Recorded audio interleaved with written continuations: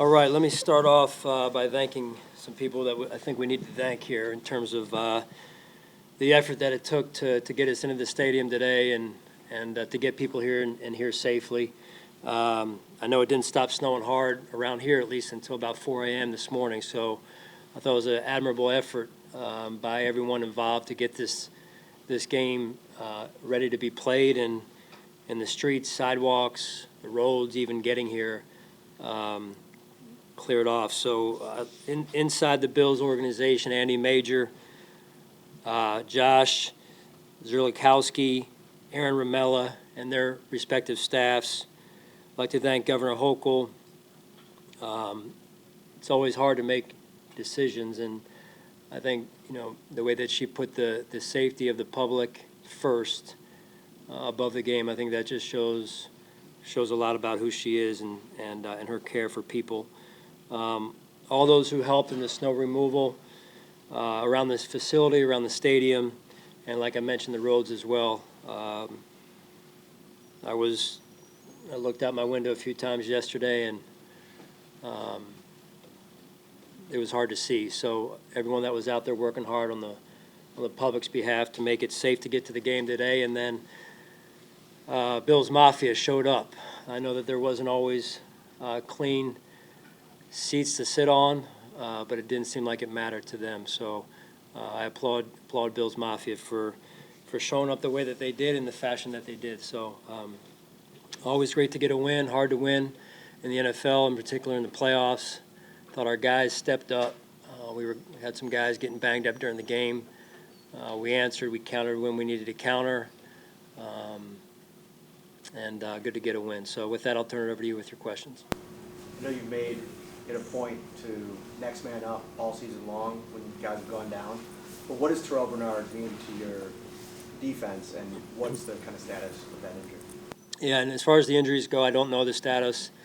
I have not had a chance to stop in with Nate there and check up on the latest, if you will. So, but what TB means, I mean, I think it speaks for itself. And the year that he's had as a young player stepping in, with basically no experience in leading our defense, not only being productive, but also the leadership aspect of the job, that middle linebacker position, does a lot for our defense. Talk about Klein coming off the couch and doing what he did.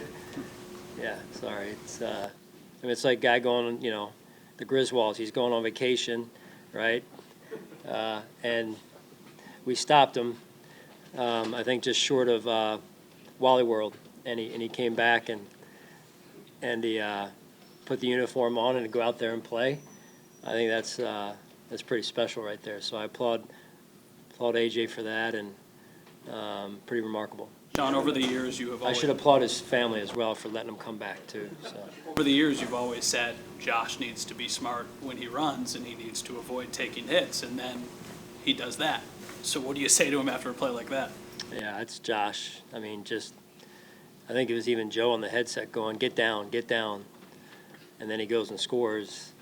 And he's like, I mean, go score, right? So, no, that's Josh doing some of what Josh is known for.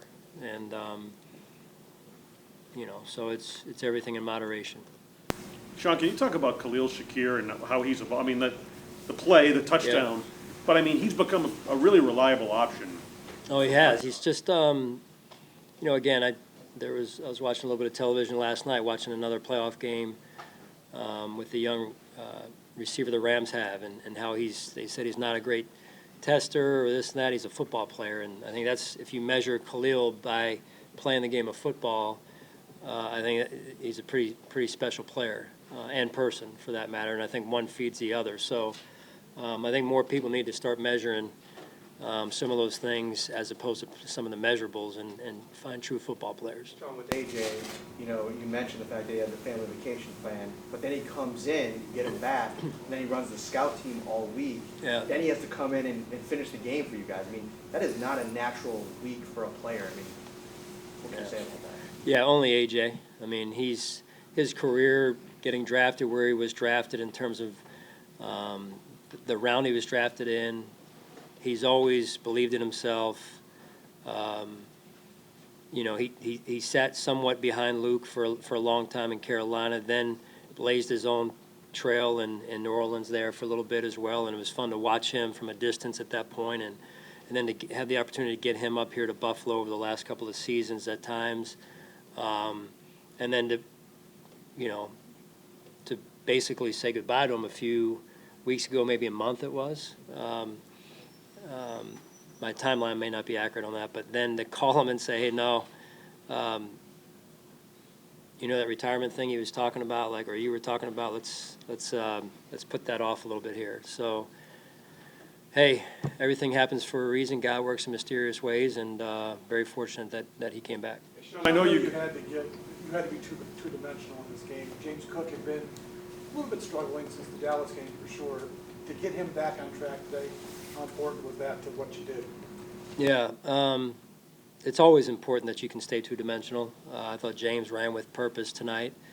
You could tell by the tilt of his pads he was ready to go. So, and we need more of that. Sean, for Kite to have the year he's had to come in and have kind of trouble starting off and then have that interception, what does that say about Kite here and what can you do to build on that? Yeah, again, another player that's gone through a journey this season, like we have as a team, and the mental skill it takes to stay confident and believing in oneself, and then to go out there and execute. And this is not executing in a preseason game and working oneself back. This is executing at a level of playoff football, and that's even faster normally than a regular season game. So I thought he did a real good job, and that was a big play for us. Hey Sean, how close was it for both Terrel and Russell to be able to play today? Probably not fair for me to say. I don't really know for sure days, week, day. I don't think week. I don't know, but it just wasn't close enough. It was probably closer, maybe for Tyrell, but I don't know that for sure. How would you describe your defense health-wise? I know that there's still some unknowns because you don't have your guys, but I think at least in general, with all the different missing pieces and how you finish the game, what are your thoughts on how you prepare this weekend to go against the Chiefs? Oh, yeah. Well, that's a heck of an opponent. We'll have to regroup tomorrow as a staff, and I know some of our staff has already been working on the Chiefs, and that's kind of what you do is as a position coach, you're able to look ahead a little bit. We'll just have to sit down with Nate tomorrow and just try and see who's healthy and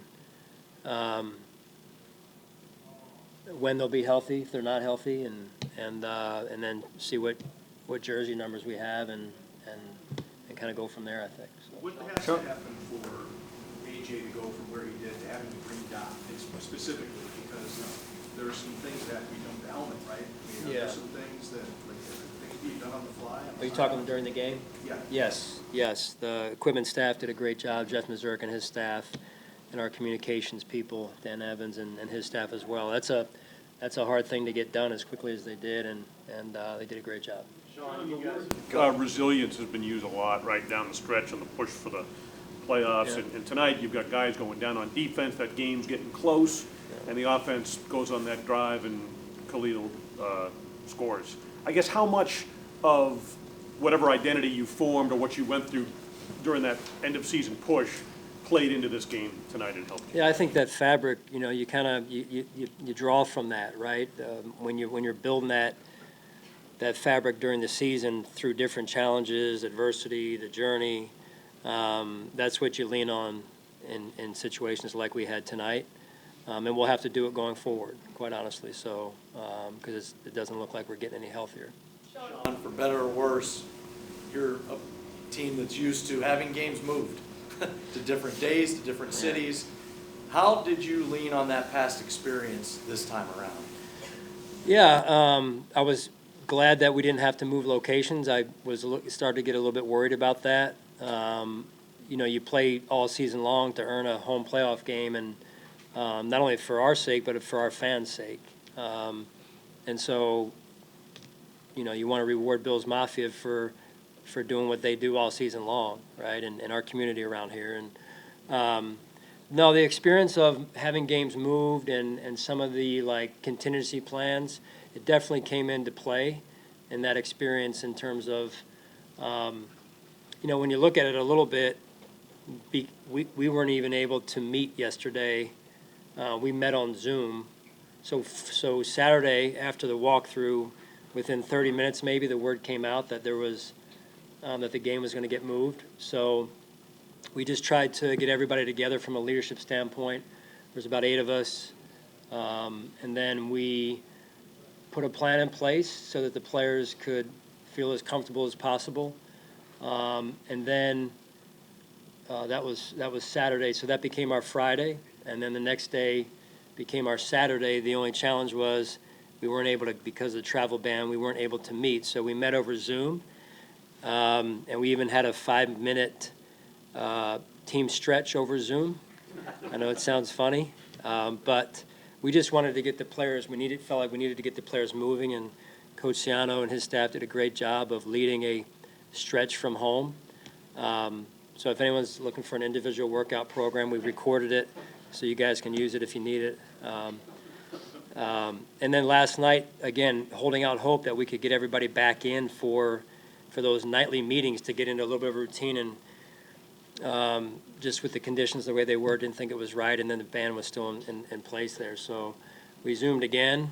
We had a normal course of meetings with our chapel service, our mass on Zoom, and then we did team meeting, O&D, and special teams all over Zoom. And then the guys didn't even stay at the hotel last night. They stayed at home for the obvious reason of the conditions the way they were. So it's Speaking of home playoff games, how nice is it that for once Chiefs have to come here, you get to host them at Highmark Stadium next week instead of going out to Arrowhead? yeah, it's nice that we don't have to travel. I think that's big, and then to play in front of our fans again. And we have a lot of respect for Andy Reid and their program, and we've had our battles over the years, and this will be another one, I'm sure. And you watch what they did the other night. They were dominant. So we've got to get our rest and try and get a little bit healthier if we can, and get ourselves ready to go again.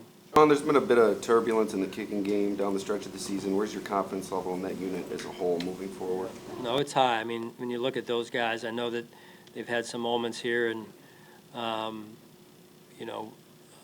know that those guys they've made a lot of kicks over the years, T-Bass in this case, and Sam. So, fully confident in those two, and Reed as well. We need to bring in another punter this week. We'll see. Yeah, Brandon and I spoke about that. We need to get a better feel for where Sam is, and then go from there.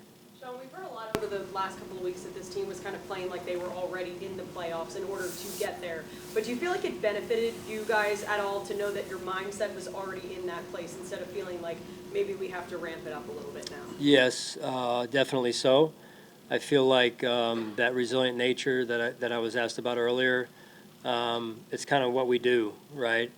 Even with the snow situation over the last, call it 36, 48 hours, right? So for these guys staying at home and Zooming, it's like, okay, just tell me what's next, right? So I think that just speaks to the types of players and people we have. Sean, what do you do during the Zoom stretch? Do you just watch? No, I got up and I stretched with them. I did. I did. If I'm going to ask them to do it, I'm going to do it with them. It wasn't pretty on my part, I can tell you. But I was up there. I thought about wearing my workout gear on top of that, but I didn't want to, make light of the situation. So just to get them to laugh and everything. But no, it was interesting. I'll just say that, interesting. Some guys didn't want to have their cameras on, so we made them turn their cameras on so we could see them actually moving. It's real easy. They're human just like we are, right? And real easy to sit at home, watch the snow, sit on the couch, eat food, eat more food, and next thing you know, you got to roll, the ball's out here and it's teed up and it's ready. You got to ready to play a football game. So I thought they did a great job. What's your workout gear? My workout gear? Yeah, I was gonna like really take it to the extreme to get these guys to laugh and have some fun with it. Hey, I think that's part of it too, is just try and make it fun, kind of a bonding experience for us. Whoever thought, and I told the guys this, I don't think I've ever thought when I signed up to be a head coach that I'd be leading or in part of a team stretch over Zoom the night before a game, or the day before a game. So gotta do what you gotta do, right? Was, Okay. like, I'm sorry? was there music? We didn't do music. We should have though. Maybe next time.